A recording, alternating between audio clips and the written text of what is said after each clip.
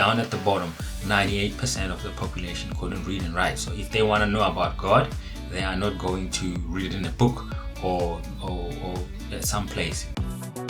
Have you noticed that the Bible is weird? Of course, it's an ancient, ambiguous and diverse book. There is no one right way to read it. Among questions and doubts, what do we do with the Bible now? Follow Pastor Cliff's responses to your pressing questions concerning the Bible. Follow him as he takes the Bible from the seminary to the street. The Bible leads us to wisdom rather than answers, and that's good news. Whether you are a frustrated Christian, barely Christian, or formerly Christian, these responses are intended for you. Responses with Pastor Cliff.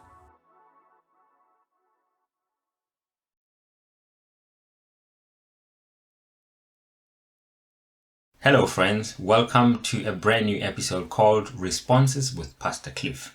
And this has come as a result of you guys writing to us on some of those pressing issues you've had on Conversations with Pastor Cliff. So today's question is, did ancient Israelites worship ancestors? Did ancient Israelites worship ancestors? Before I dive into it, I would like you to subscribe to our channel, like us, and click on the bell so that you can get notifications when we post new content. And you may be lucky, perhaps I may be dealing with your question on a certain day. So keep on tuning in and looking out for us and click those like buttons. So this question, did ancient Israelites worship ancestors? It's quite a pressing question, and it's a question that one needs to, be cautious as to think about how these people would have viewed life in general. So many of us think of ancient Israelites as people who had the Bible. So that's actually a misnomer. So the Bible did not actually exist when ancient Israelites were in existence. So what was actually happening, the Bible was actually being made as they were living their lives. But the records of everything that they went through and their experiences only got recorded much later in life. So which I'll tackle in later videos as I'll be dealing with some of these subjects, because I have received some of those questions of how the Bible text came about, so which I'll be addressing on the next episodes to come.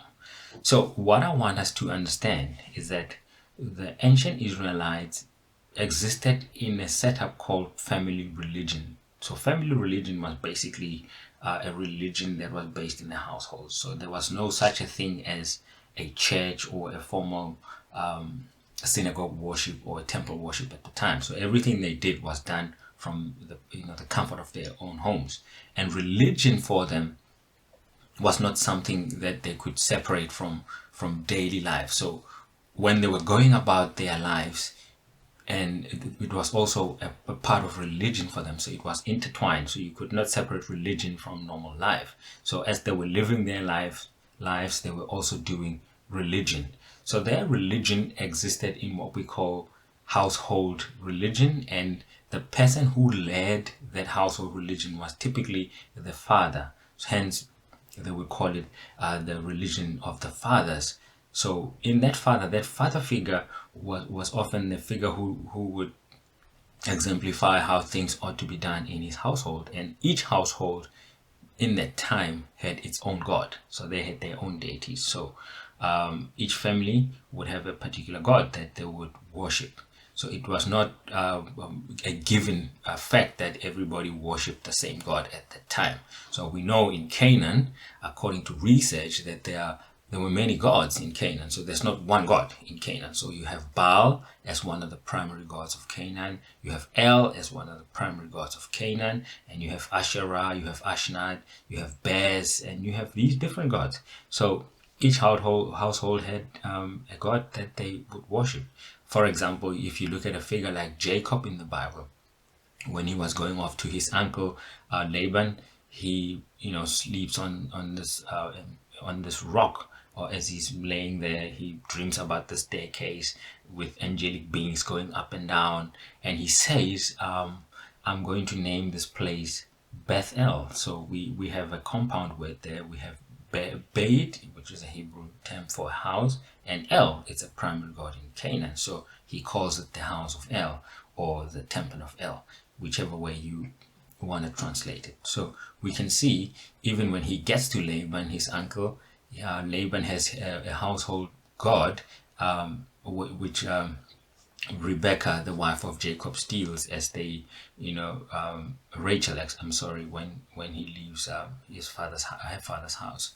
So that god that Laban would have worshipped was the household god of Laban, and it was a form of an image, something that looks like this. If you look at this book here, you can see that these demi little gods, these something like that. The Hebrew term for that would be teraphim or demigod. So this is what they would have worshipped at the time, but that was a symbol of an ancestor, because they believed that when someone dies, not only are they should be honored in their present life, but also in their death they would be honored.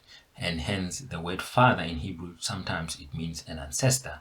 So they actually would evoke these names to ask for blessings, and to also ask for longevity of health, as you would know, many of you, that the setup in ancient Israel was mainly an agricultural setup. So they depended on a lot of health and longevity so that they can go on with their business. So it's important for us to understand that these people existed in a particular culture, and they're a product of their own time. So the ideas that we may have today about certain religious styles of worship may not have necessarily applied to them, because they lived in a different time that may not be the same as our time.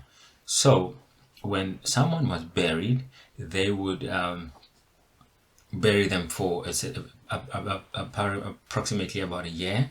After a year, they would then take the bones of that person after the body has decomposed to bury them in a cave or a family gravesite.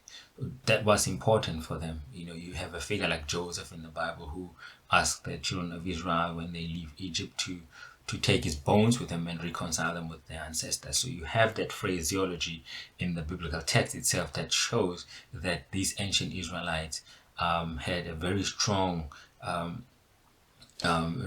worship towards or respect towards their elderly folks or their departed relatives. So once a month they would gather together as a family. As I said, it was a family religion.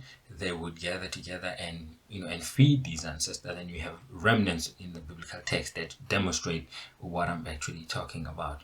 That they would evoke their name, because the names typically of places in biblical times resemble the names of people who used to live there. So they believed that when they evoke them, they would have the right to maintain the family inheritance, and also to farm the land, and so that in good times rain would come on this land. So you will find that other gods, like Canaanite gods like Baal, they would evoke their names so that they could have rain on their crops, so that they can survive and be able to provide for their families. So it was quite a typical thing at the time to evoke the name of their ancestors, and they would evoke them on a place called a local bama. A bama, it's called a high place.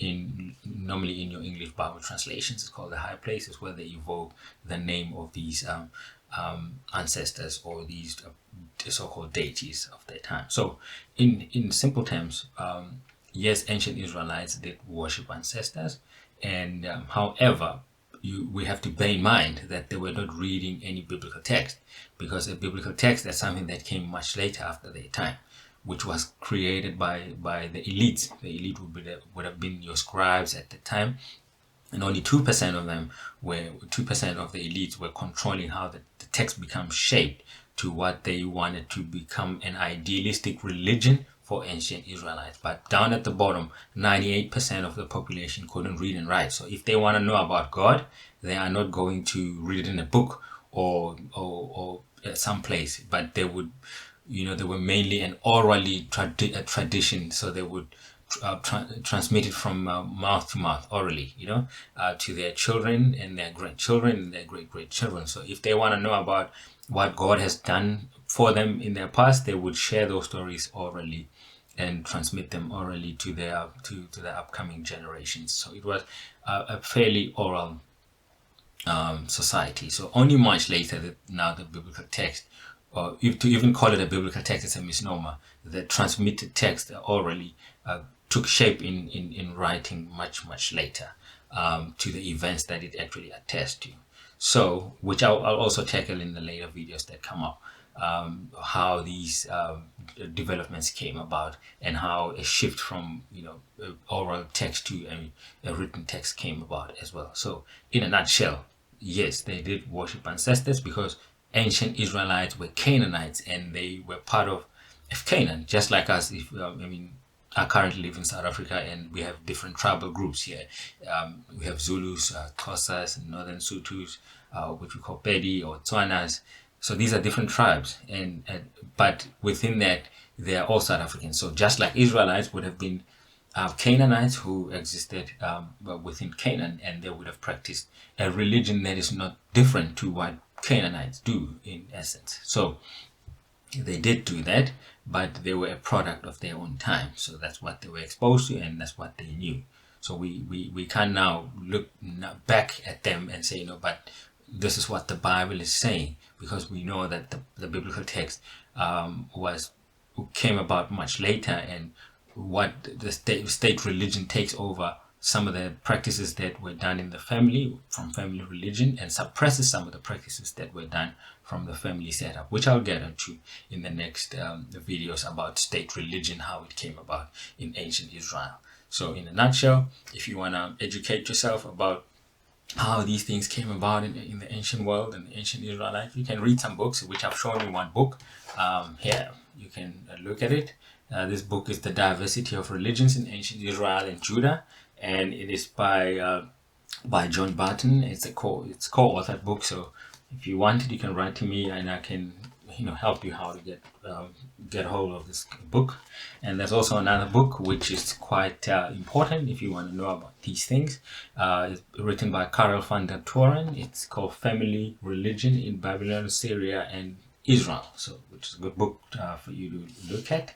And also Mark Smith, The Early History of God, which shows you how Yahweh as a primary deity in ancient Israel came about, which is a much later development, because we don't actually have Yahweh earlier text in Israel, but he comes up much later, which I'll tackle later on how Yahweh gained a predominant status above all the other Canaanite gods that we read about. And there's also a book here by Steger. It's called Life in Biblical Israel, which is a very good book that you can look at if you want to know more or less how these events came about, and how a shift from ancestral worship in ancient Israel to texts that discouraged that, what is happening in the text, I'll get into in the much later episode. So if we look back, we can say yes, they were a product of their time. They worshipped these other deities because they were that was part of the norm during their time, and biblical writers didn't like some of that, and they wanted to clean some of that out, which I'll share in the next videos, how scribes and later Bible writers tried to formulate different theologies in their formulation of the text to discourage a practice like this.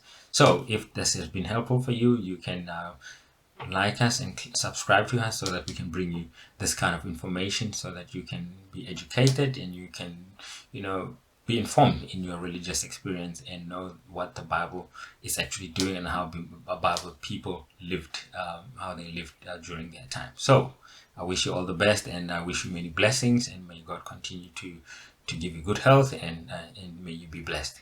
Until we meet again next time, stay blessed. Goodbye. Puluso Ministries is a non-profit educational enterprise founded in 2019.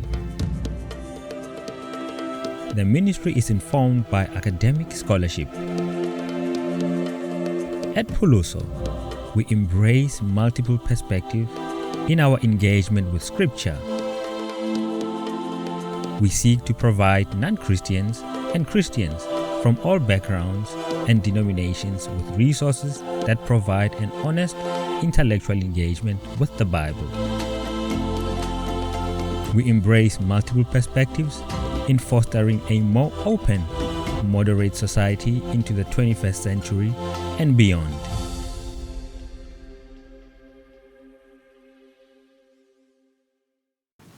To ensure that we keep bringing you tough conversations like these, please support our ministry by donating as little as 50 Rand per month. You can find our banking details on our website, hulusoministries.co.za.